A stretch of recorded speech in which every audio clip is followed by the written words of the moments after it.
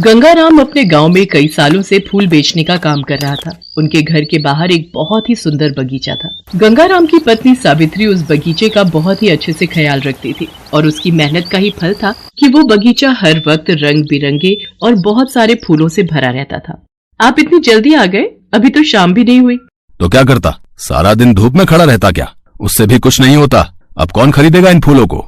कोई इन्हें खरीदेगा तो तब जब आप इन्हें बेचने की कोशिश करोगे। अब ये सारे फूल सुबह तक मुरझा जाएंगे और किसी काम के नहीं रहेंगे। सावित्री, तू समझ नहीं रही है। अब गांव में लोग बदल गए हैं। अब किसी को ना तो सजावट के लिए ताजे फूल चाहिए और ना ही पूजा में चढ़ाने के लिए। मैं बोल रहा हूँ, अब कुछ और धंधे के बारे में सोचना चाहिए हमें।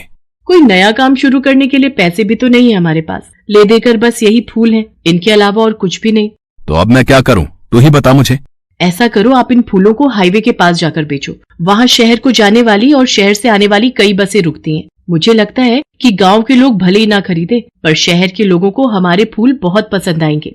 सावित्री उम्मीद का दामन थामे हुए थी, लेकिन गंगाराम एक नंबर का आलसी था। सावित्री के जोर देने पर वो अगले दिन फूल लेकर हाईवे के पास जाकर खड़ा हो गया। पूरे दिन वहाँ से कई बसें गुजरी, लेकिन गंगाराम ने किसी के पास जाकर अपने फूल बेचने की कोशिश तक नहीं की। नतीजा, यहाँ भी उसकी कोई कमाई नहीं हुई। पता नहीं क्या हो गया है लोगों को। मैंने कहा था सावित्री को, नहीं बिकेंगे ये फूल।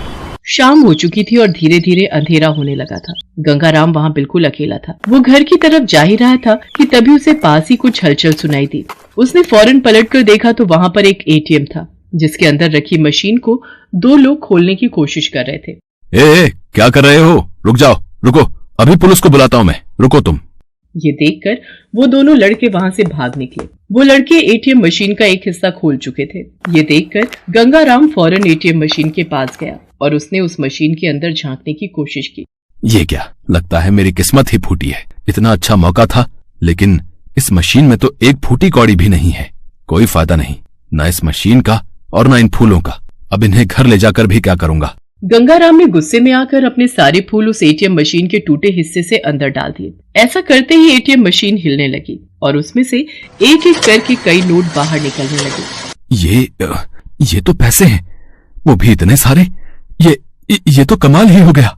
गंगाराम बिना देर किए सारे नोट समेटने लगा। फिर अचानक उसे कुछ ख्याल आया और वो एटीएम के चारों तरफ देखने लगा। क्या ढूंढ रहे हो? फिक्र मत करो, यहाँ कोई कैमरा नहीं है। कौन है? सामने आओ। ये कौन बोला अभी? यहाँ तुम्हारे और मेरे अलावा और कोई नहीं है। ये मैं हूँ, तुम्हारे सामने खड़ी एटीएम मशीन। क्या? पर तुम बोल कैसे सकती हो? ये सवाल जरा पेचीदा है, लेकिन इसका जवाब सीधा सा है। मैं एक जादुई एटीएम मशीन हूँ। क्या कहा? जादुई मशीन? पर मैं कैसे मान लूं? तुम साबित करो। तो फिर ठीक है, तुम मेरे अंदर कुछ और फूल डालो और मैं उनके बदले तुम्हें पैसे दूंगी। गंगाराम के पास मशीन के अंदर डालने के लिए अब एक भी फूल नहीं बचा था, लेकिन उसे उस एटीएम मशीन को तो आजमाना ही था। वो फौरन एटीएम से बाहर आया और पास ही उगी एक झाड़ी से दो जंगली फूल तोड़ कर ले आया। उन फूलों को एटीएम मशीन में डालते ही उसमें से फिर दो नोट बाहर निकले। अरे, ये तो कमाल हो गया। क्या मैं तुम्हें अपने साथ ले चलूं अपने घर? वहाँ बहुत सारे फूल हैं, लाल, पीले, नीले, गुलाबी, बहुत सारे। नहीं, अब इतना भी मत उड़ो तुम। अगर मुझे अपने घर लेकर जाओगे तो सीधे जेल के अंदर डाल दिए जाओगे। अभी चुपचाप घर जाओ और कल फिर आना। गंगाराम के साथ जो कुछ हो रहा था वो उसकी समझ से परे था, लेकिन फिर भी वो बहुत खुश था। उसने घर पहुंचते ही उस जादुई एटीएम मशीन के बारे में अपनी पत्नी सावित्री को सब कुछ बता दिया। ये सब बहुत अजीब है जी। मुझे डर है कि कहीं आप फंस ना जाओ। आपको जरूर कोई गलतफहमी हुई है। कोई भी एटीएम मशीन भला फूलों के बदले पैसे कैसे दे सकती है? ओहो सावित्री, तू ना सोचती बहुत है। यही परेशानी है तेरे साथ। ये सब छोड़ और मुझे ये बता कि अभी अपने बगीचे में कितने फूल होंगे? तो काफी सारे। बहुत बढ़िया, तो चल मेरे साथ, सारे फूल तोड़कर ले आते हैं।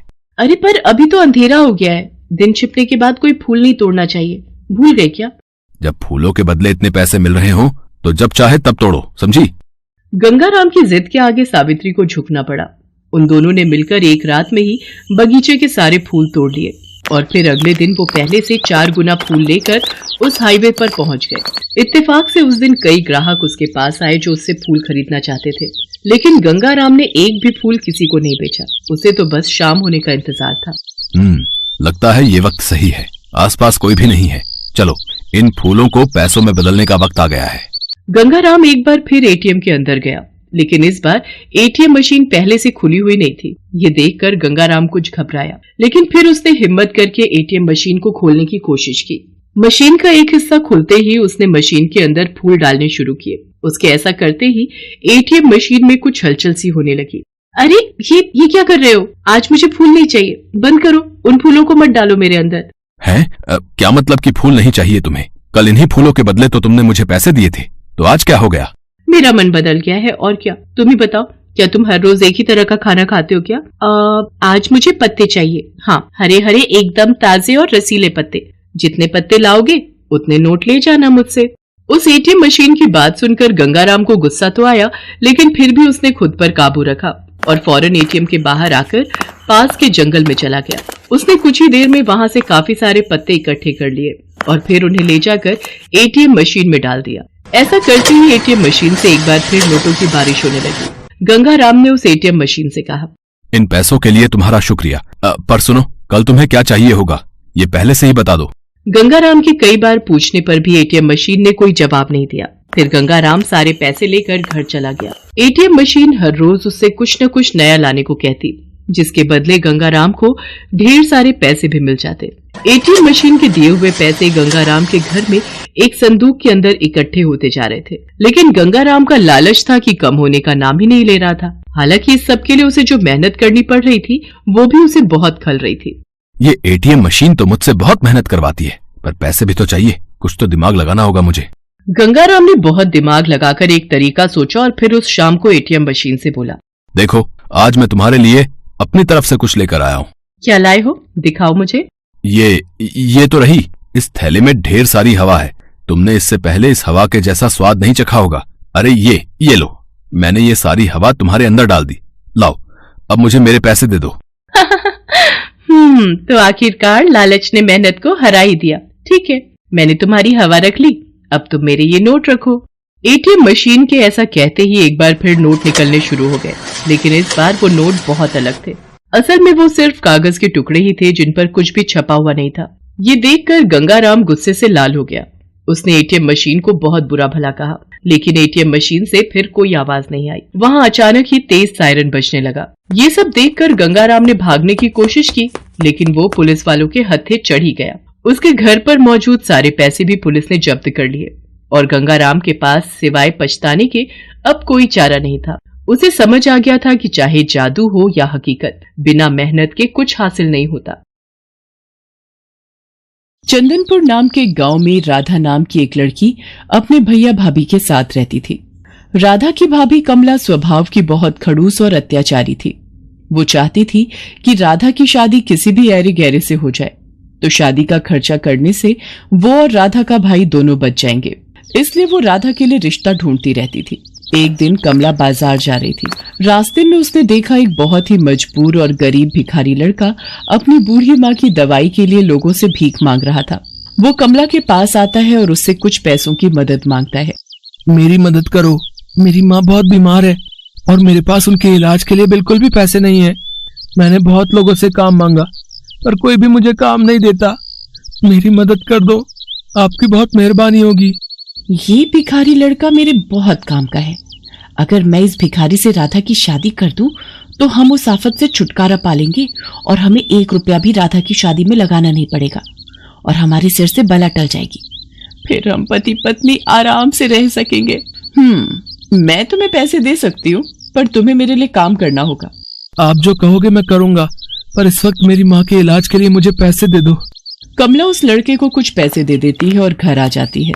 अगले दिन राधा का भाई योगेश काम पर जा रहा था। तभी वो योगेश से बोली, योगेश, मैंने अपनी राधा के लिए एक बहुत ही अच्छे लड़के का रिश्ता देखा है। अगर तुम हाँ कहो तो मैं उस लड़के को आज ही घर पर बुला लेती हूँ।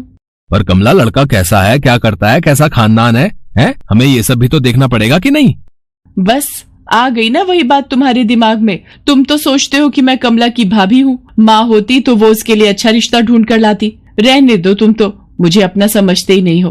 भला मैं अपनी राधा के लिए कोई गलत रिश्ता ढूंढकर थोड़ी ना लाऊंगी। नहीं, मेरा मतलब वो नहीं था। अच्छा ठीक है, शाम को तुम लड़के को घर पर बुला लो, मैं जल्दी घर आ जाऊंगा। है? कमला जिस लड़के को घर पर बुलाती है वो कोई और नहीं बल्कि वही भिखारी लड़का था। जिसकी मदद उसने बाजार में की थी। उस लड़के का नाम सोहन था। ये सारी युक्ति कमला की ही थी। उसने सोहन को अच्छे कपड़े खरीदने के लिए पैसे दे दिए थे ताकि वो देखने में अच्छे खानदान का लगे। सोहन तैयार होकर घर आ जाता है।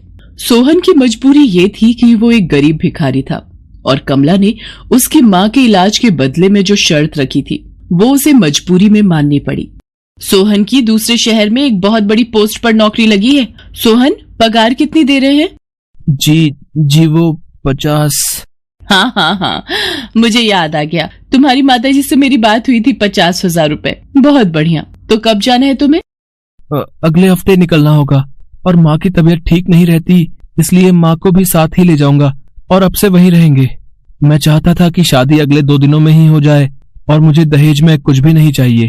तुम्हारे उच्च विचार देखकर मैं बहुत खुश हूँ सोहन बेटा, पर इतनी जल्दी हम कुछ तो तैयारी करना ही चाहेंगे। राधा मेरी इकलौती बहन है। अरे, आप भी कैसी बातें करते हो? हम भी बेटा दहेज लेने और देने के बिल्कुल खिलाफ हैं। शादी अगले 2 दिन बाद ही होगी। कमला ने सोहन को सब कुछ समझा बुझा दिया था। बेचारा सोहन उसे झूठ बोलना पड़ रहा था।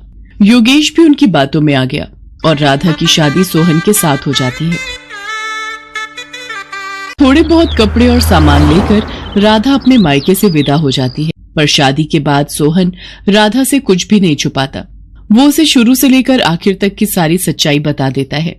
और यह है सारी सच्चाई राधा। तुम अगर वापस अपने भैया के पास जाना चाहती हो तो मैं तुम्हें नहीं रोकूंगा। कमला भाभी ने मेरी शादी भले आपके साथ किसी भी तरह की हो, पर आप मेरे पति हैं और माँ जी मेरी माँ है। आप दोनों जहाँ रहेंगे मैं वहीं रह लूंगी। मैं वापस जाकर अपने भैया को और कष्ट नहीं देना चाहती। राधा सोहन और उसकी माँ के साथ दूसरे गांव के लिए चल पड़ती है। राधा के पास जो थोड़े बहुत पैसे थे वो खर्च हो गए। सोहन और राधा मिलकर गांव के पास ही एक झोपड़ी तैयार कर लेते हैं और राधा अपनी सास और सोहन के साथ उस झोपड़ी में रहने लगती है। सोहन के पास कोई काम नहीं था, इसलिए वो राधा के साथ मिलकर जंगल से लकड़ियां काट कर लाता था और उसी को बेचकर वे गुजारा करते थे। एक दिन सोहन और राधा जंगल में लकड़ियां काटने गए हुए थे। अचानक बहुत तेज मूसलाधार बारिश हो गई। वो दोनों कुछ देर जंगल में ही रुक गए। तभी उन्हें किसी के कराहने की आवाज आती है। वो दोनों देखते हैं गहरे गड्ढे में एक बूढ़ा व्यक्ति गिरा हुआ है और बहुत ही कमजोर हालत में है। राधा और सोहन किसी तरह से उस बूढ़े व्यक्ति को गड्ढे में से बाहर निकालते हैं और अपनी झोपड़ी में ले जाते हैं और उस बूढ़े व्यक्ति की बहुत सेवा करते हैं। अगले दिन बूढ़े व्यक्ति को होश आता है। तुम दोनों ने मेरी जान बचाकर मेरे ऊपर बहुत बड़ा एहसान किया है। मैं पेशे से एक जादूगर हूँ। जंगल के रास्ते घर जा रहा था। गड्ढा झाड़ियों से ढका हुआ था। शायद किसी ने जंगली जानवर को पकड़ने के लिए ही वो गड्ढा खोदा था। पता नहीं, शायद बारिश में नजर नहीं आया और मैं उस गड्ढे में गिर गया। तुम दोनों वहां नहीं आते तो मैं शायद बच भी नहीं पाता। बाबा, ये गरम गरम हल्दी वाला दूध पी लीजिए। अच्छा, तुम सब यहाँ रहते हो? सोहन उस बूढ़े जादूगर को अपनी सारी बात बताता है। अब तुम सबको परेशान होने की कोई जरूरत नहीं है। आज से ये झोपड़ी एक जादुई आलीशान झोपड़ी में बदल जाएगी और तुम जो कुछ भी मांगोगे वो पल भर में पूरा हो जाएगा। इतना कहकर वो बूढ़ा जादूगर वहां से चला गया और उनकी वो झोपड़ी आलीशान बन गई। अब राधा, सोहन और उसकी माँ आराम से उस आलीशान झोपड़ी में रहने लगे। उनके पास किसी भी चीज की कोई कमी नहीं थी। राधा, सचमुच तुम हमारे लिए लक्ष्मी रूप में आई हो। तुम्हारे आते ही हमारे सारे दुख दूर हो गए। माँ जी, मैं चाहती हूँ मैं कुछ दिनों के लिए भैया भाभी से मिलाऊं। हाँ, सोहन तुम्हें तुम्हारे मायके जरूर ले जाएगा। राधा बहुत सारे उपहार और मिठाइयाँ लेकर अपने भैया भाभी से मिलने जाती है। योगेश अपनी बहन राधा को देखकर बहुत खुश था, पर कमला की तबीयत बहुत दिनों से खराब थी। शायद उसने जो गलतियां की थी उनकी वो सजा भुगत रही थी। राधा, मैंने तुम्हारे भैया को सारी सच्चाई बता दी है। पता नहीं कैसी बीमारी लगी है कि ठीक होने में ही नहीं आ रही। मुझे माफ कर दो राधा। भाभी, ऐसा न कहो, आप बिल्कुल ठीक हो जाओगे। राधा वापस अपने घर जाती है। मेरी भाभी की बीमारी दूर हो जाए, ऐसी दवा मुझे मिल जाए। राधा वो दवाई अपनी भाभी को पिलाती है और उसकी भाभी बिल्कुल ठीक हो जाती है और राधा को गले लगा लेती है। उस दिन से राधा अपने परिवार के साथ खुशी खुशी जीवन बिताने लगती है। हेलो दोस्तों, कैसे हैं आप सब? हमारी कहानियाँ देखने के लिए हमारे चैनल को सब्सक्राइब कीजिए और हाँ, बेल आइकॉन पर क्लिक करना मत भूलिएगा।